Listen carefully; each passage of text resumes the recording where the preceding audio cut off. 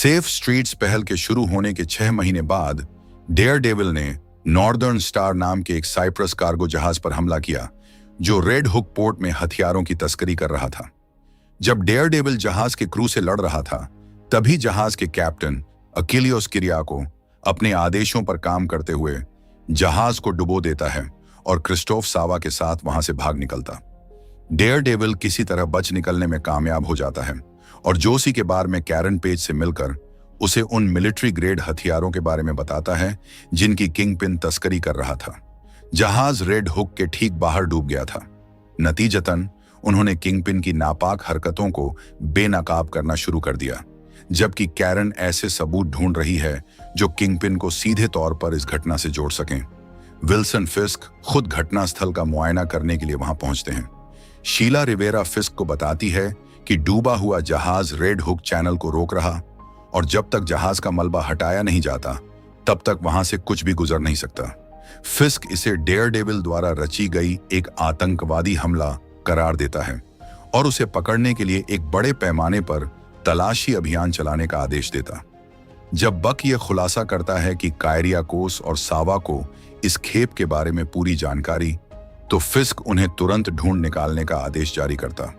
जब northern star हादसे की खबर वॉशिंगटन डीसी तक पहुंचती, तो चार्ल्स खुद इसे संभालने के लिए न्यूयॉर्क आ जाता। एंटी विजिलेंटी टास्क फोर्स के उनके पीछे पार्टी डी से होने की वजह से कैरन काफी हताश। उसे लगता है कि किंगपिन को रोकने की उनकी सारी कोशिशें बेकार जा रही हैं।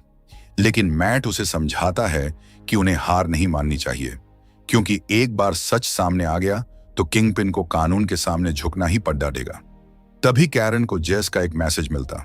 हालांकि उन्हें अभी भी यह नहीं पता कि उन हथियारों का असल मकसद क्या था, पर जेस ने जहाज के कैप्टन और फर्स्ट मेट के नाम पता लगा लिए हैं। मैट फौरन उनकी तलाश में निकल पड्डा डीएच था। उधर न्यूयॉर्क सिटी हॉल में अटॉर्नी जनरल स्टीव रुड और लेफ्टिनेंट गवर्नर जुआन गोमेज विल्सन फिस्क से मिलने पहुंचते हैं।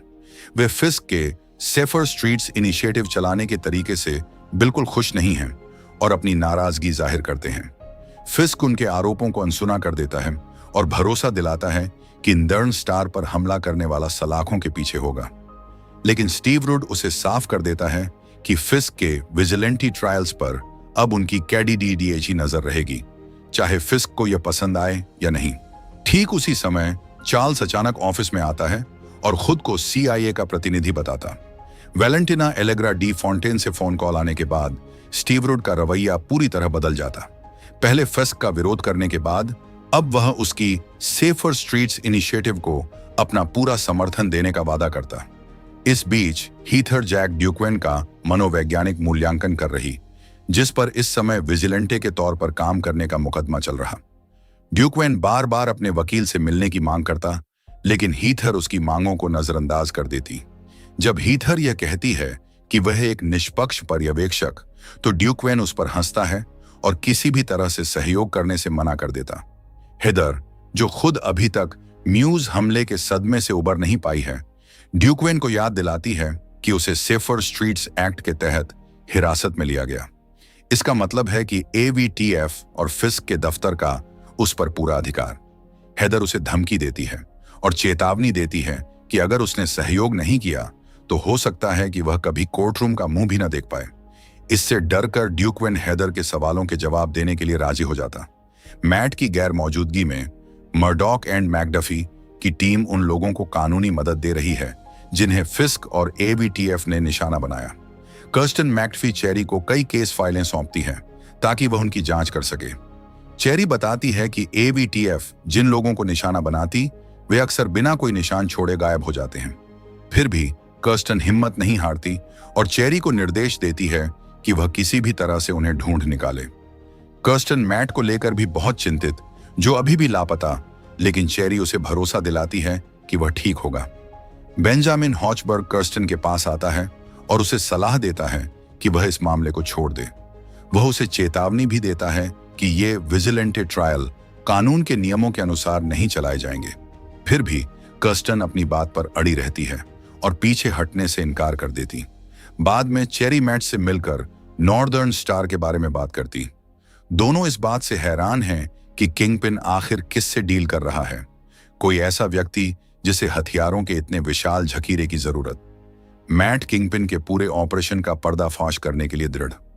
हालांकि चेरी उसे चेतावनी देती है कि वे बहुत ज्यादा जोखिम उठा रहे हैं, जिससे किंगपिन और भी ज्यादा खतरनाक बन सकता। फिर भी चेरी मदद करने के लिए राजी हो जाती है और जहाज के क्रू की जांच करने का वादा करती।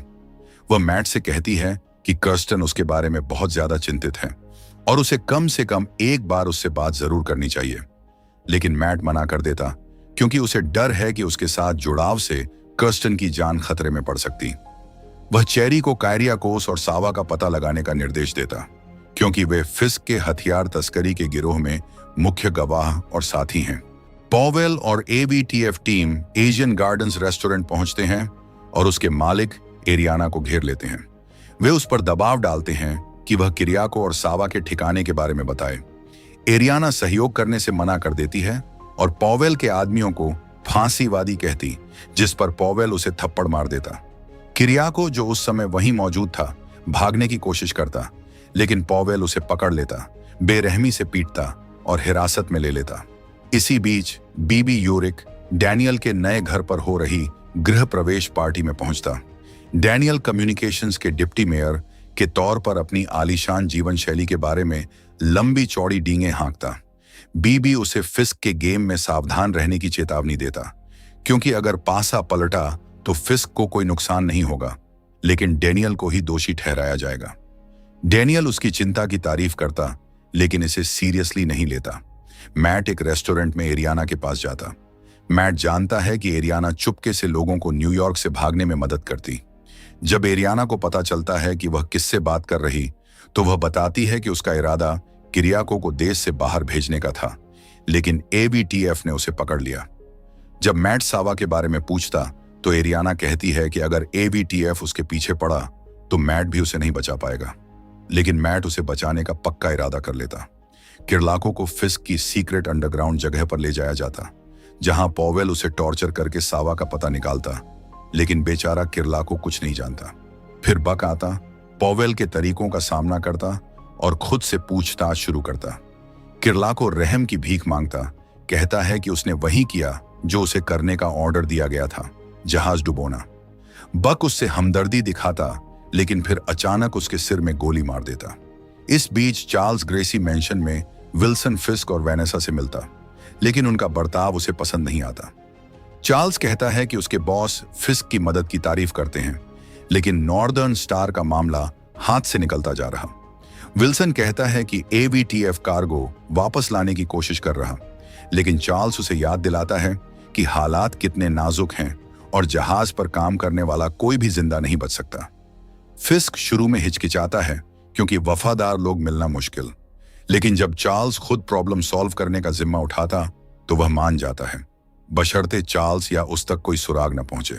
डैनियल की पार्टी के बाद बीबी और कैरन मिलते हैं और बात करते हैं कि फिस्क के कामों के बारे में जानकारी निकालने के लिए डैनियल को कैसे मैनिपुलेट करना जरूरी। फिर वे बेन यूरिच के बारे में बात करते हैं और कैरन मानती है कि उसे अब भी फिस्क के बेन को मारने का बुरा लगता। कैरन नहीं चाहती कि बीबी उसके अंकल के नक्शे दम पर चले, इसलिए वह उससे कहती है कि वह अपना ख्याल रखे। इस बीच हीथर ड्यूकेन की रिपोर्ट देख रही होती, तभी उसे हॉचबर्ग का फोन आता। हॉचबर्ग ड्यूकेन और बाकी विजिलेंट के खिलाफ केस बना रहा। हॉचबर्ग हीथर की रिपोर्ट से खुश नहीं है और उससे पूछता है कि क्या वह ड्यूकेन को सोशियोपैथ के तौर पर दिखा सकती है ताकि उसका केस मजबूत हो सके। इस बीच हीथर को म्यूज अटैक की यादें सता रही हैं और वह घबरा जाती है और ड्यूकेन के जवाबों को बदलने के लिए तैयार हो जाती है ताकि वह और बुरा दिखे। जोशी के बारे में मैट कैरन को कोचिंग देता है और उसे एरियाना से मिली जानकारी के बारे में बताता है कि वे लोगों को शहर से भागने में कैसे मदद कर रहे हैं। कैरन मैट से पूछती है कि क्या उसे अपनी पुरानी जिंदगी और लॉ फर्म के वो दिन याद आते हैं जब फॉगी नेल्सन जिंदा थे। मैट कहता है कि उसका ध्यान आगे बढ़ने पर, लेकिन कैरन कहती है कि उसे हर पल वो दिन याद आते हैं। इस बीच सवा एरियाना के पास आता है और उसे बताता है कि वह नॉर्दर्न स्टार शिप पर था और उसे उसकी मदद चाहिए। इस बीच चेरी घर पर क्रिस्टन की केस फाइलों पर काम कर रही होती, तभी एवीटीएफ एजेंट उस पर हमला कर देते हैं। वे उसे किरलाको और सवा को ढूंढने के लिए टॉर्चर करते हैं, लेकिन चेरी कुछ नहीं बताती। तभी डेयरडेविल सही समय पर आता है और दोनों एजेंट्स को हरा देता। कई दूसरे एजेंट्स हमला करते हैं, लेकिन डेयरडेविल आसानी से उनसे निपट लेता। लेकिन तभी चेरी को हार्ट अटैक आता, जिससे मैट का ध्यान भटक जाता। एजेंट्स इसका फायदा उठाते हैं और उसे जमीन पर गिरा देते हैं।